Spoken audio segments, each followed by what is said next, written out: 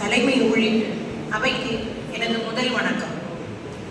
இன்று மகளிர் தினம், உலக சர்வதேச மகளிர் தினம் கொண்டாடும் என்று நம் ஊழியர் சங்கத்தை சேர்ந்த பெண் உறுப்பினர்களுக்கும் தாய்மை உணர்வோடு எங்களை வளர்த்து வரும் ஆண் நண்பர்களுக்கும் உலக மகளிர் தின வாழ்த்துக்கள்.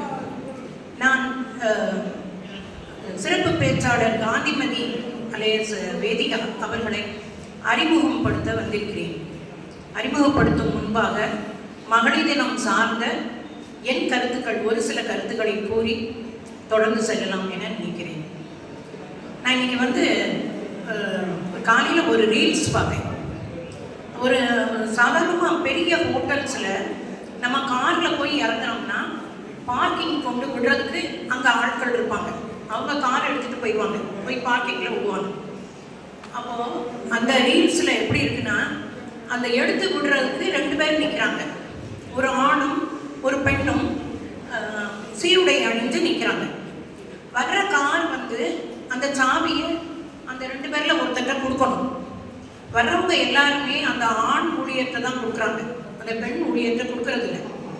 அந்த ரீல்ஸில் எப்படி வருதுன்னா, ஆண் மாறிக்கிட்டே இருக்காரு. முதல்ல ஒரு இளவயது ஆண் இருக்காரு, அதுக்கப்புறம் அந்த இளவயது ஆண் மாறி ஒரு நடுத்தர வயது ஆண் இருக்காரு, அடுத்து ஒரு முதிய ஆண் இருக்காரு. ஆனால் வர்றவங்க எல்லாருமே அந்த ஆண்கிட்ட தான் கொடுக்காங்க. இந்த பெண்கிட்ட கொடுக்குறது ஒரு சர்வே எடுக்கிறாங்க. 100 பேர் இருக்கிற இடத்துல 3 பேர் இந்த பெண்கிட்ட கொடுத்துருக்காங்க. அப்போ எனக்கு தோணுச்சு, நம்பிக்கை வையுங்கள். பெண்கள் மேலே, நம்ம கூட இருக்கிற பெண்கள் மேலே முதல்ல நம்பிக்கை வைங்க, அவங்க செய்வாங்க அப்படிங்கிறது. நம்ம சாதாரணமாகவே ஒரு வளர்ச்சியை பார்த்தோம்னா, ஒரு உடல் வளர்ந்து வருது, எல்லா உறுப்புகளும் ப்ரப்போர்ஷனேட்டாக வளர்ந்து வரணும். அப்போ தான் அவன் நார்மலான மனுஷன். ஒரு உறுப்பு மட்டும் வளர்ச்சி அடையாமல் மொத்த உடலும் வளர்ச்சி அடைந்தாலும் அவங்க குறைப்பட்ட மனிதர்கள் தான். அதுபோல் சமுதாயத்தில் ஆண்களின் வளர்ச்சியை போலவே பெண்களும் வளர்ந்து வந்தாங்கன்னா தான் அது ஒரு ஆரோக்கியமான சமுதாயமாக இருக்க முடியும். அதை நம்ம கவனத்தில் கொண்டுட்டு ஒவ்வொருத்தரும் நம்ம சார்ந்த பெண்கள் வளர்ச்சிக்கு முழு மனதோடு ஆதரவு கொடுப்போம் அப்படிங்கிறத இந்த மகளிர் தின எண்ணமாக சொல்லணும்னு நினைக்கிறேன். இன்னொரு கருத்து, நான் நிறைய வாசிக்கிற பழக்கம் உண்டு. ஒரு சிறுகதை வாசித்தேன், வீடிலிகள்னு ஒரு சிறுகதை. நம்ம நார்மலாகவே பாசிட்டிவாக பேசுகிறோம், நிறைய பெண்கள் வளர்ந்துட்டாங்க, நிறைய பதவிகளுக்கு வந்துட்டாங்க, அது எல்லாமே சொல்கிறோம், அது உண்மைதான். ஆனால் அந்த சதவீதம் எவ்வளவு, இன்னும் வளர்ச்சி அடையாத சதவீதம் எவ்வளோ இருக்குது, அவங்களையும் சேர்த்து கொண்டுறணும்ல. நான் நல்ல ஒரு பிரபலமாக இருக்கிறவங்க, நல்ல தைரியமாக இருக்கிறவங்கள்ட்டையும் பேசி பார்த்துருக்கேன். அவங்கள எய்தர் ஒரு மகனோ இல்லை கணவனோ இல்லை அப்பாவோ யாரோ ஒருத்தர் கட்டுப்படுத்துகிறாங்க. ஒரு சுதந்திரமான ஒரு நடவடிக்கைக்கு அவங்க ஒரு கட்டுப்பாடு வச்சுக்கிட்டே தான் இருக்கிறாங்கிறத ஒரு வயசான ஒரு 70 வயசு பெண்மணி கூட என் மகன் ஏன் நீங்கள் அங்கே போகிறீங்க இங்கே போகிறீங்கன்னு கேட்குறான் அப்படின்னு சொன்னாங்க. அப்போ இன்னும் நம்ம அப்படிப்பட்ட செக்டார் ஆஃப் பீப்புள் இருக்க தான் செய்கிறாங்க. இந்த வீடிலிகள்ங்கிற கதை என்னன்னா, ஒரு அப்பா மகளை ரொம்ப தைரியமாக வளர்க்குறாரு, எல்லா காரியங்களையும் செய்ய வைக்கணும் அப்படின்னு நினைக்கிறாரு. அந்த பொண்ணும் அதுக்கேற்ற மாதிரி நல்லா வளர்ந்து வருது. திருமணம் பண்ணி கொடுத்துட்றாரு. திருமணம் பண்ணி கொடுத்த பிறகு அது நிறையா சாதனைகள் புரியுது. அப்போ அவளுக்கு ஒரு விருது வாங்கின ஒரு ஃபோட்டோ கொடுக்குறாங்க. அப்போ தன்னோட வீட்டில் அந்த ஃபோட்டோவை மாட்ட போகிறாங்க. அப்போ கணவர் சொல்கிறாரு, அந்த விருது கொடுக்குற ஆள் நம்ம ஜாதியை சேர்ந்தவர் இல்லை, அதனால நம்ம வீட்டில் இதை மாட்டக்கூடாது அப்படின்னு சொல்கிறாரு.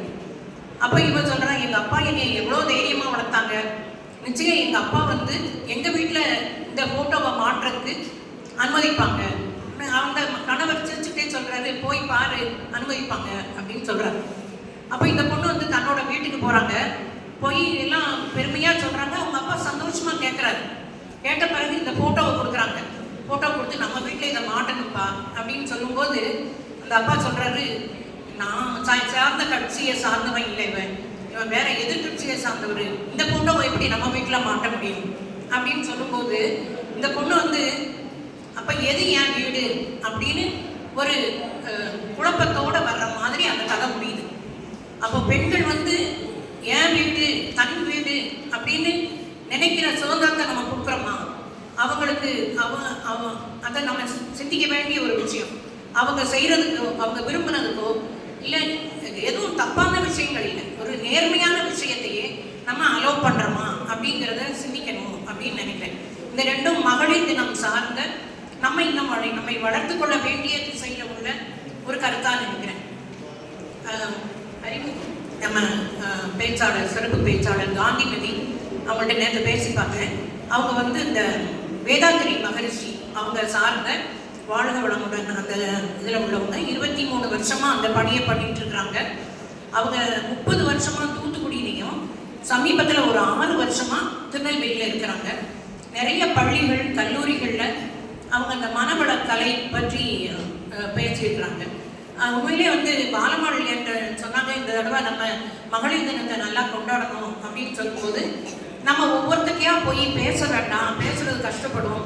ஒரு குரூப், வாட்ஸ்அப் குரூப் வச்சுக்கிட்டோம்னா எல்லாருக்கும் பொதுவாக சொல்லலாம் ஒரு செய்தியை அப்படின்னு சொல்லி தான் அந்த வாட்ஸ்அப் குரூப் ஆரம்பித்தோம்.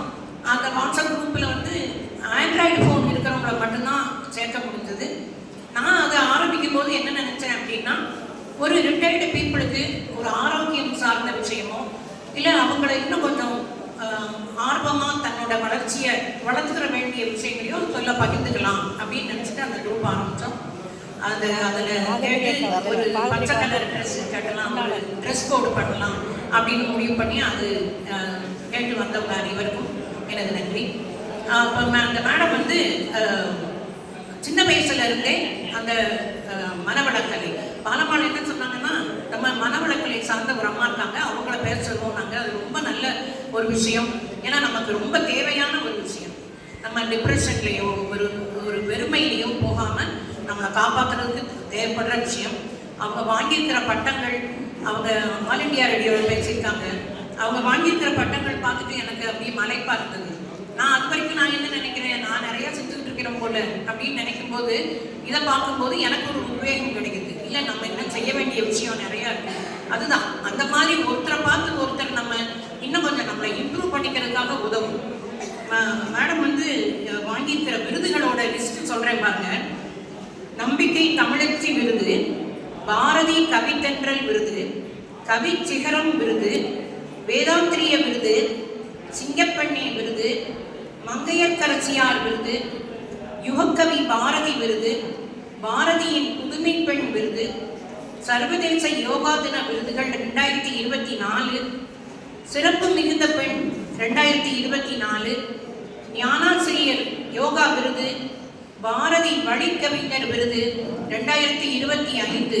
இவ்வளோ சிறப்பு மிக்க ஒருத்தர் பேசுறத எங்களுக்கு வாய்ப்பு ஏற்படுத்தி கொடுத்த பாலமாளுக்கு சிறப்பு நன்றி. சிறப்பு பேச்சாளரை